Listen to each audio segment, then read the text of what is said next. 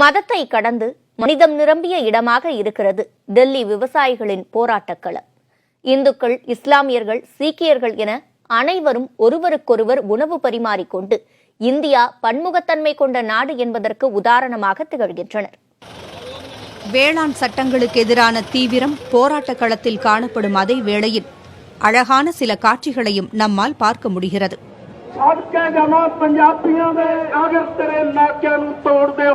அது அங்கு நிலவும் சகோதரத்துவம்.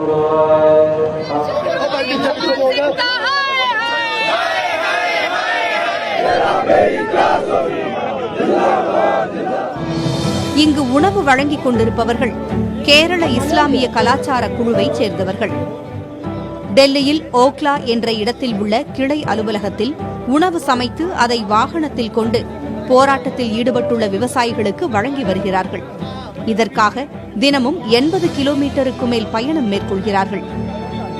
எந்த பாகுபாடும் இல்லாமல் இந்துக்கள், சீக்கியர்கள், இஸ்லாமியர்கள் என அனைத்து மதத்தைச் சேர்ந்த விவசாயிகளும் உணவை சாப்பிடுகின்றனர்.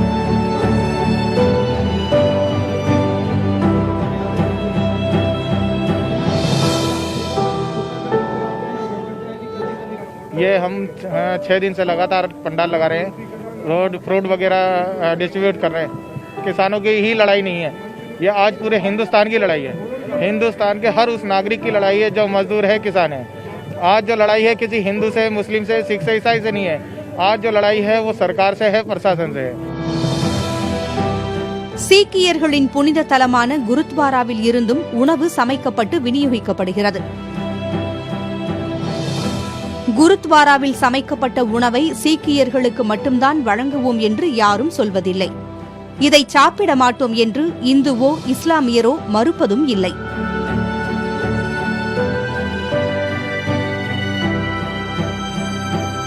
They want to divide and rule, that's all. They want to divide. Neither a Hindu nor a Muslim. They are all belong to one and one only family of God. உலக அரங்கில் இந்தியாவின் அடையாளமாக பார்க்கப்படுவது புராதன கட்டடங்களும் அருவிகளும் மலைகளும் மட்டுமல்ல, இங்கு நிலவும் சகோதரத்துவமும் என்பதற்கு இதுவே சிறந்த உதாரணம். எங்கள் மத அடையாளங்களை எல்லாம் தாண்டி விவசாயிகள் என்ற முறையில் மட்டும்தான் நாங்கள் இங்கே கூடியிருக்கிறோம் என உரக்க கூறுகிறார்கள் டெல்லியில் போராட்டம் நடத்தி வரக்கூடிய விவசாயிகள். தலைநகர் டெல்லியிலிருந்து புதிய தலைமுறைக்காக ஒளிப்பதிவாளர் ராமராஜனுடன் நிரஞ்சன். டெல்லி புராரியில் போராட்டம் நடத்தி வரும் விவசாயிகள் மத்திய அரசு வழங்கும் தங்குமிடத்தை பயன்படுத்த மறுத்துவிட்டனர்.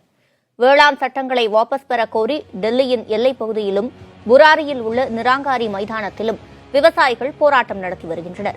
கடும் குளிரிலிருந்து விவசாயிகளை காக்கும் வகையில் புராரி போராட்ட களத்தில் மத்திய அரசு தங்குமிட வசதிகளை செய்து கொடுத்துள்ளது.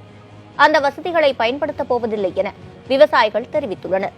வெறும் வாக்குக்காக மட்டுமே இருப்பிடங்களை அரசு அமைத்துக் கொடுத்திருப்பதாக விவசாயிகள் குற்றம் சாட்டியுள்ளனர்.